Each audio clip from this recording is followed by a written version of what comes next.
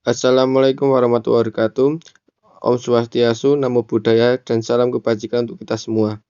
Kami di sini dari kelompok 2 akan mempresentasikan hasil kerja kelompok kami yang berjudul Pendidikan sebagai suatu sistem dan komponen pendidikan yang beranggotakan oleh Sanada, Afifa, Yesi, Nevi, Ofifa, dan Anugrah. Materi yang kita bahas mencakup 3 bagian, yaitu pendahuluan, pengertian, dan komponen pendidikan yang akan dijelaskan oleh Yesi.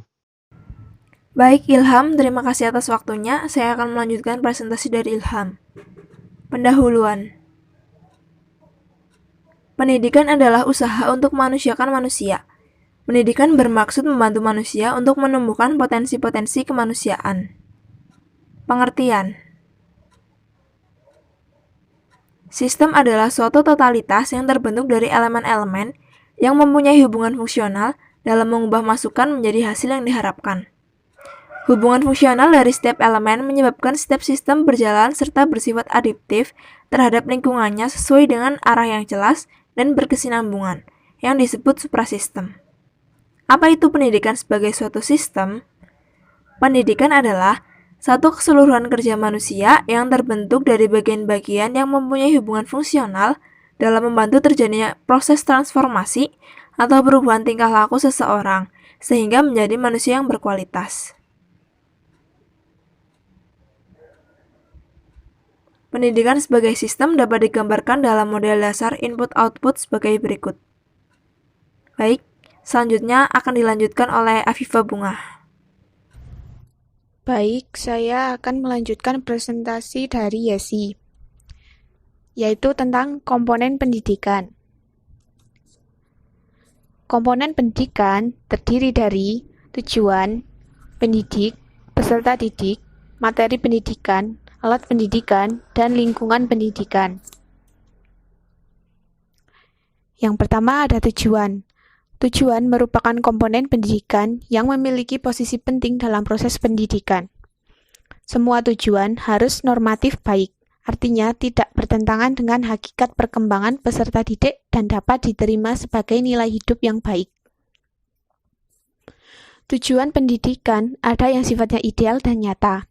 Tujuan yang sifatnya ideal dirumuskan dalam bentuk tujuan yang sifatnya umum, sedangkan yang sifatnya nyata dirumuskan dalam bentuk tujuan khusus. Ada 4 jenjang tujuan pendidikan, yaitu 1. Tujuan umum pendidikan, yaitu manusia Pancasila. 2. Tujuan institusional atau tujuan lembaga pendidikan, misalnya tujuan sekolah dasar dan tujuan universitas tidar. 3. Tujuan kurikuler atau tujuan standar kompetensi bidang studi atau mata pelajaran. 4. Tujuan instruktusional kompetensi dasar atau tujuan untuk setiap kegiatan dalam proses belajar mengajar. Terus yang kedua ada pendidik. Pendidik ialah orang yang mempunyai tanggung jawab dalam melaksanakan pendidikan. Pendidik dibagi menjadi 2 kategori, yaitu pertama, pendidik menurut kodrat, yaitu orang tua, dan yang kedua, pendidik menurut jabatan, yaitu guru. Prayitno mengemukakan kewajiban pendidik ialah menyelenggarakan praktik pendidikan terhadap sejumlah anak peserta didik yang menjadi tanggung jawabnya untuk mengembangkan semua potensi yang dikaruniakan Allah kepada anak secara optimal. Beberapa contoh karakteristik yang harus dimiliki seorang pendidik, yaitu 1. Memahami potensi anak untuk dikembangkan secara optimal. 2. Memahami kondisi anak untuk mengadakan penyesuaian program-program pendidikan anak. 3. Melakukan kegiatan dan memberikan pelayanan pendidikan sesuai dengan potensi dan kondisi anak untuk mengembangkan potensi secara optimal. 4. Memberikan laporan dan pertanggungjawaban tentang perkembangan dan hasil-hasil pendidikan anak kepada orang tua dan pihak-pihak lain yang berhak memperoleh laporan. Slide selanjutnya akan dipresentasikan oleh Hafifah Ika. Ya, baik, saya akan melanjutkan presentasi dari Afifa. Peserta didik. Peserta didik ialah manusia yang memiliki potensi yang selalu mengalami perkembangan sejak terciptanya sampai meninggal dunia dan perubahan-perubahan terjadi secara bertahap. tetapi secara wajar.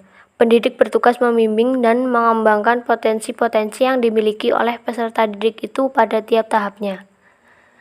Raka Joni menyatakan bahwa hakikat peserta didik didasarkan kepada 4 hal, yaitu 1. Peserta didik bertanggung jawab atas pendidikannya sendiri sesuai dengan wawasan pendidikan seumur hidup.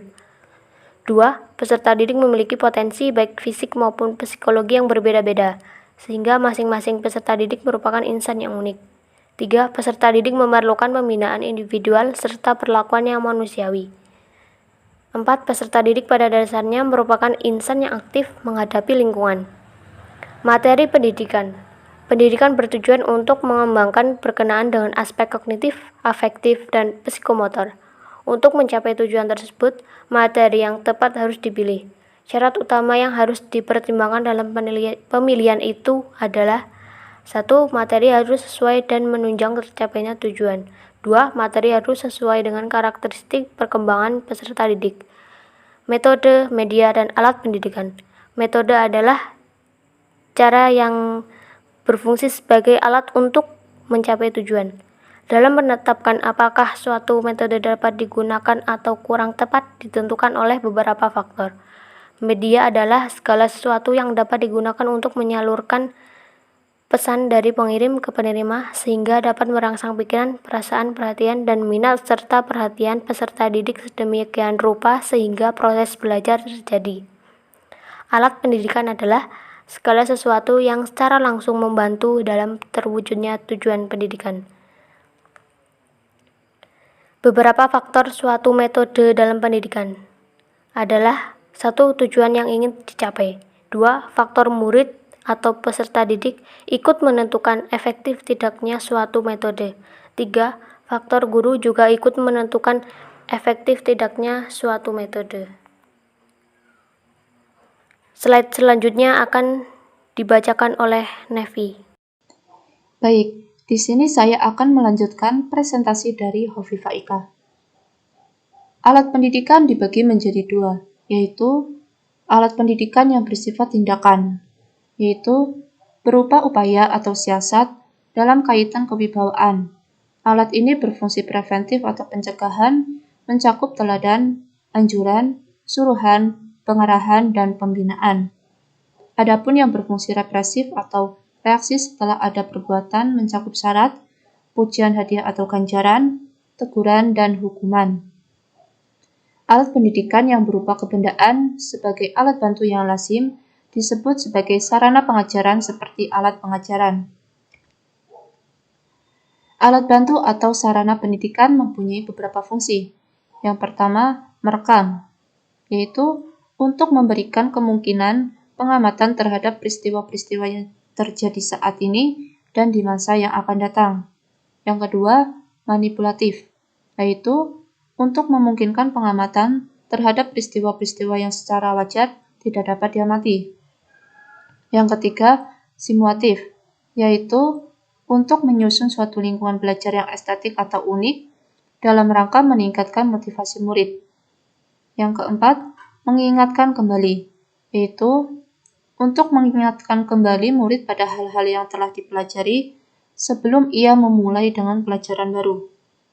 Selanjutnya, memperagakan, yaitu untuk memungkinkan murid menerima rangsangan belajar pada waktu dan tempat yang sesuai, misalnya dengan memberikan contoh.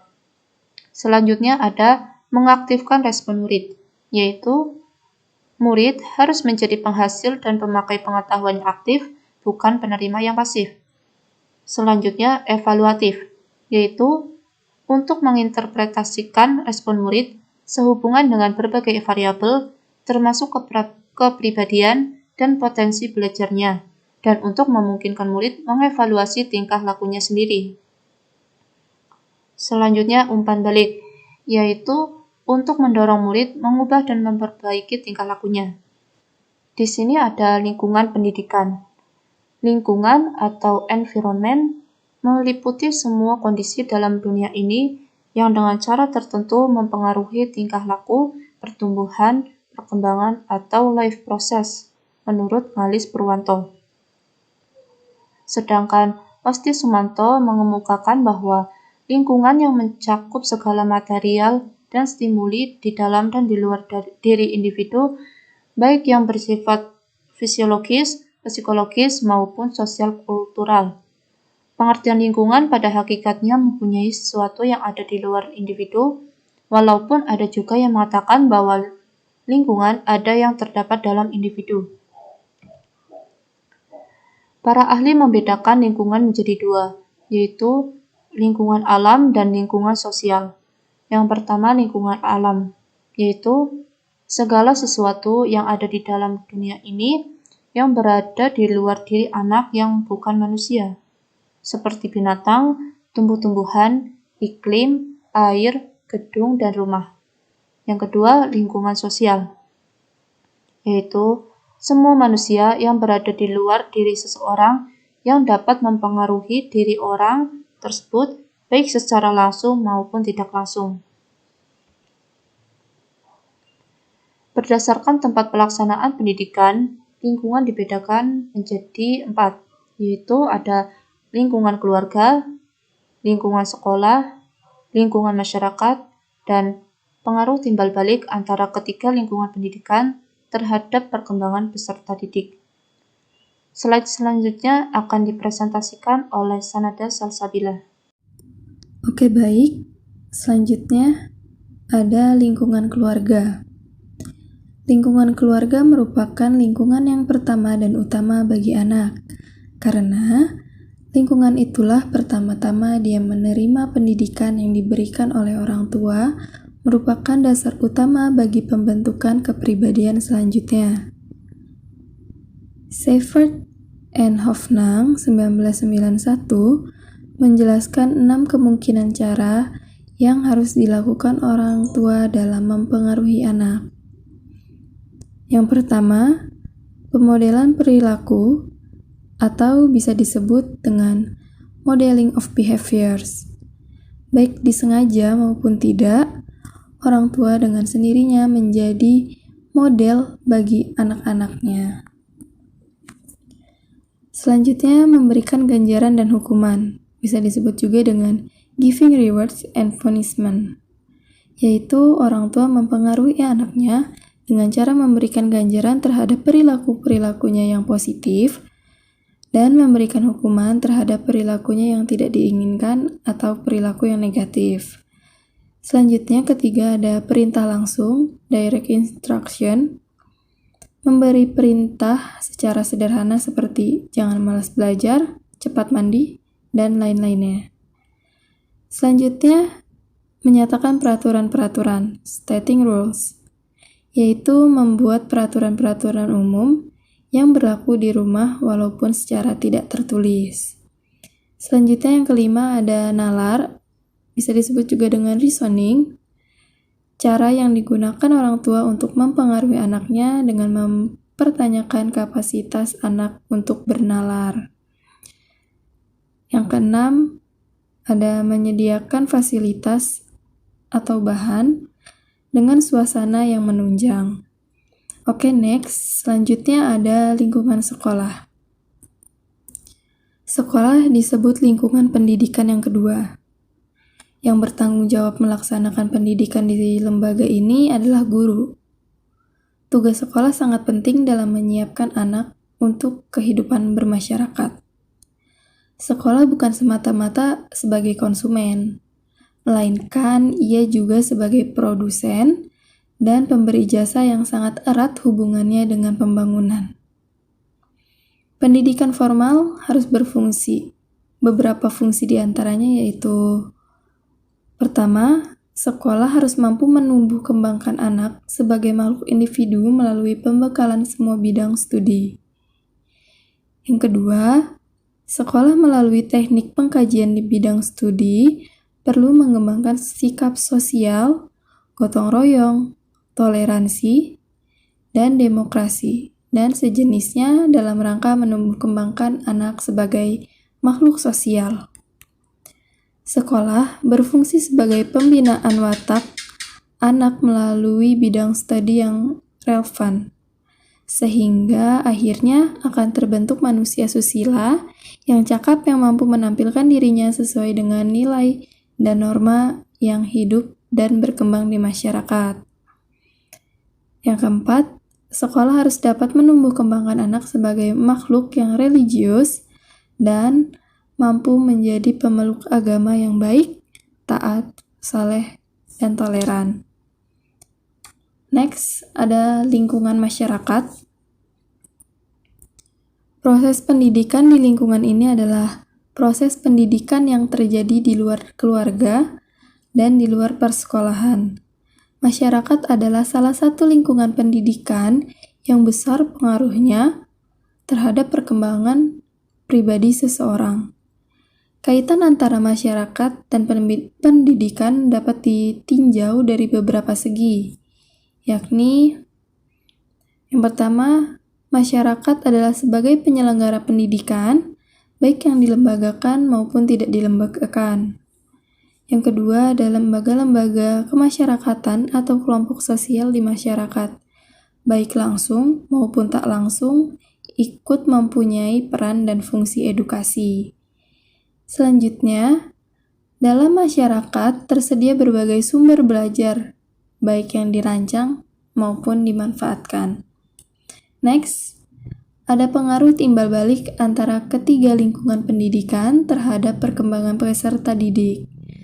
Tumbuh kembang anak pada umumnya dipengaruhi oleh berbagai faktor, yaitu hereditas, lingkungan, proses perkembangan, dan anugerah. Sistem pendidikan di Indonesia dirumuskan dalam UU SPN Bab 1 Pasal 1 Ayat 3 yang berbunyi bahwa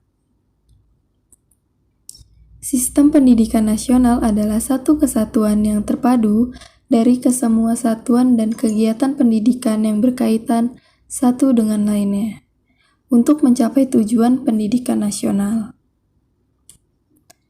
Ya, baik. Sekian presentasi dari kelompok kami. Kurang lebihnya mohon maaf. Jika teman-teman ada pertanyaan, bisa ditanyakan melalui grup WhatsApp yang telah tersedia. Kami akan memilih 3 penanya terlebih dahulu. Jika sudah terjawab semua, akan kami pilih kembali 3 penanya. Terima kasih. Assalamualaikum warahmatullahi wabarakatuh.